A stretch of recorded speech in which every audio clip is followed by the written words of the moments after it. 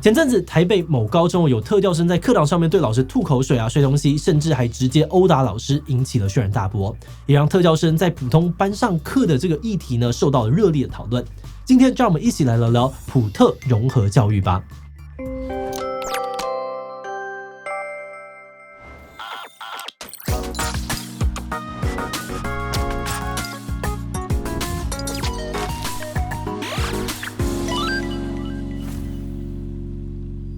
Hello， 大家好，我是志祺。不久前呢，我们有做过一集影片讨论轻度的身心障碍和学习行为上需要协助的特殊生在资源班里面所面临到的问题。那今天呢，我们想要延伸上次的内容，以中重度认知学习障碍的特教生为主，来讨论这几年政府在推行的普特融合教育，也就是让特教生在经过评估之后，可以和普通班学生一起上部分课程的制度。有些人认为普特融合教育配套不足，导致近年来学校出现了很多特教生与一般生的冲突与歧视。其中受到最多人关注的就是3月时一起高中特教生殴打老师的事件。那到底发生什么事情？普特融合教育的问题在哪？我们又应该要怎么办呢？今天就让我们一起来讨论看看吧。不过在开始今天的讨论之前，先让我们进行到工商服务时间。李宽姐，你知道其实学会一个东西不需要1万个小时吗？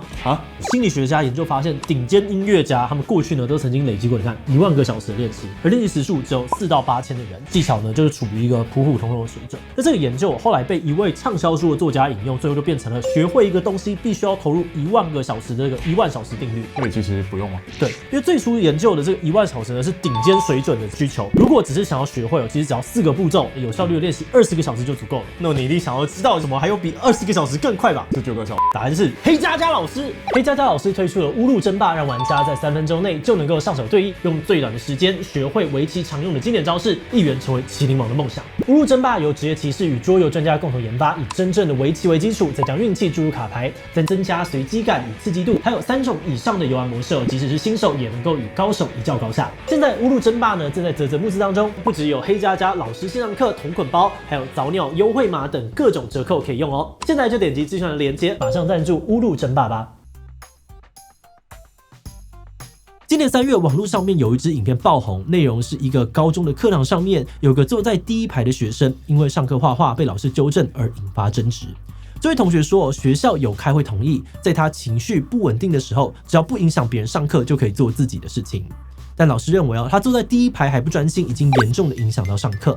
后来这位同学突然情绪失控，用力的拍桌子，怒骂脏话，还抢走老师的麦克风摔到地上，并且走到台上跟老师对峙，强调老师不该管他。而老师除了要求赔偿麦克风，也表示说他要先跟学校确认看看这位同学是不是真的有这样子的特权。结果这个学生情绪爆炸不止朝老师比中指吐口水，甚至还直接殴打老师。最后这个学生呢被班上同学合力压制，事情才告一段落。而这个影片也在网络上面引起了轩然大波。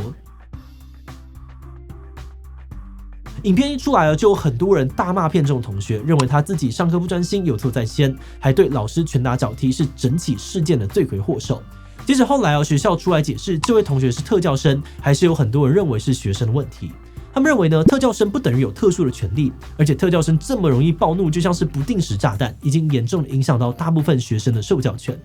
但也有人认为这些声音是对于特教生不够了解。根据特殊教育法，特教生涵盖了各种生理和心理的障碍，包含了社交、智能、肢体、语言、学习障碍等等。而这起事件的特教生有情绪行为障碍，本来就比一般人还要难控制情绪，也比较容易出现攻击的倾向。所以面对这类的个案特教老师确实会有更多的同理或包容，像是跟他们说，在情绪来的时候，可以在不影响别人的前提下做自己的事情，就是希望引导特教生发泄情绪，同时也让特教生照顾群体的感受。所以有人认为这个特教生其实已经遵守了约定，反而老师违反规则在先。有网友批评老师在面对特教生的时候应该要更加的包容，可以先把态度放软，等到同学情绪比较稳定了再来好好的教导。不过这位老师也说自己只是临时代课，事先根本不知道班上有情绪行为障碍的特教生，而且身为老师本来就应该要求学生认真听讲，没有想到会引发后续的冲突。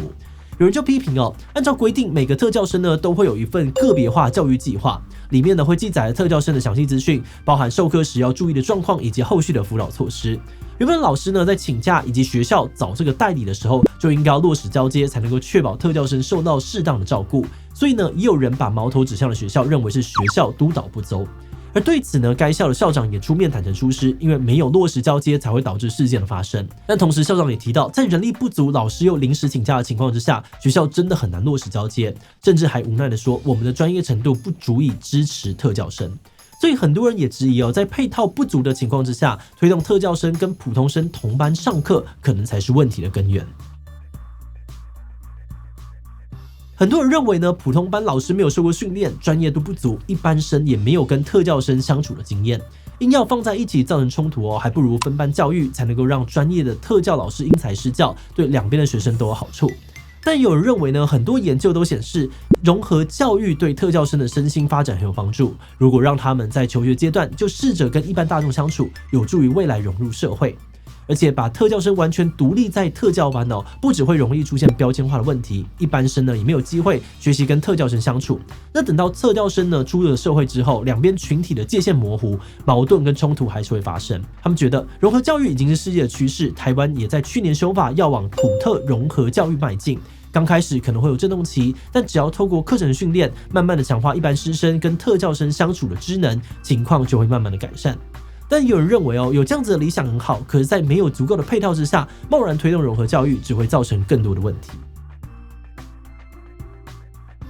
根据统计，从2000年到2020年台湾的特教生人数增加了 80%， 其中自闭症患者成长了快15倍，情绪行为障碍的特教生也多了4倍。而且随着相关的法规跟制度逐步的修改与细致化，特教老师的工作量也不断的增加。有人就指出，全台湾资源最丰富的台北市，一个高中特教老师就要负责14位特教生。乍听之下好像会觉得还好，但其实负担非常的沉重，因为每一个特教生呢都需要个别化的照顾。特教老师不止上课呢要客制化内容，还要负责做各种的评估报告。更别提其他县市师生比呢可能会到1位老师照顾20位特教生，甚至是更多。此外呢，普特融合教育也让普通班的老师感到非常的焦虑。他们提到，当特教生到普通班上课之后呢，就会变成普通班老师的责任，但他们从来没有受过类似的训练，只是参加了特教职能研习，根本就不足以应对实际的教学现场。所以很多人呢都会批评融合教育做半套，根本是在制造冲突。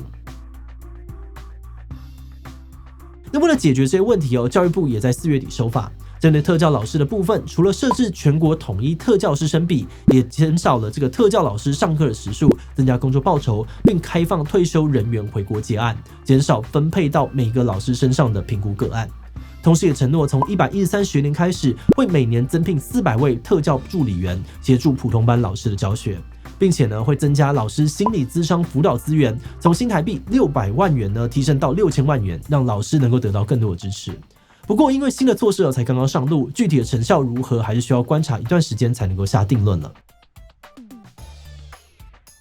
在进入管理以前呢，我们要先特别的感谢志宇机器的所有会员，因为有了大家的支持跟赞助，我们才能够持续运作这个频道，让重要的议题被更多人看见，真的是非常的谢谢大家。那如果你愿意支持我们走得更远，欢迎点击频道主页的加入按钮，成为我们的会员，或者也可以用超级感谢小额支持我们。好的，那话说回来其实普特融合教育并不是一个新的议题，台湾推行这个政策已经有15年的历史。我们之所以会挑出台北特教生的个案，主要是因为这事件引发的很多讨论点，正好都是台湾特教制度的典型缩影，可以反映出很多结构上面的状况。不管是补足特教资源跟人力，提升一般教师的这个特教职能，或是改善交接与紧急应变制度，都还是有很多改善的空间，需要大家一起努力，才能够避免再次发生类似的冲突事件。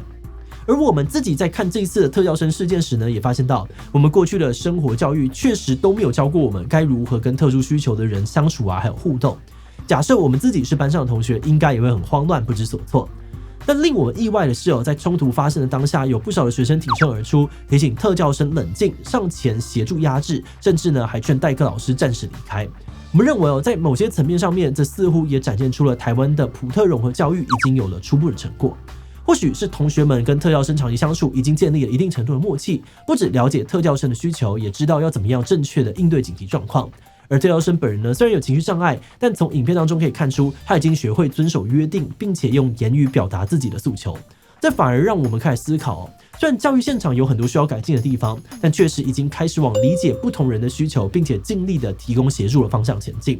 反而是我们已经出社会的人呢，如果在公共场合遇到这类的情况，知道要怎么办吗？又应该要去哪里学习这些技能呢？这个问题我们还没有明确的答案哦，所以也很希望有类似互动经验的人可以多多留言，跟我们分享你的想法，让我们能够持续的学习。所以今天想问大家，你觉得特教生应该要分班上课，还是与普通生同班呢？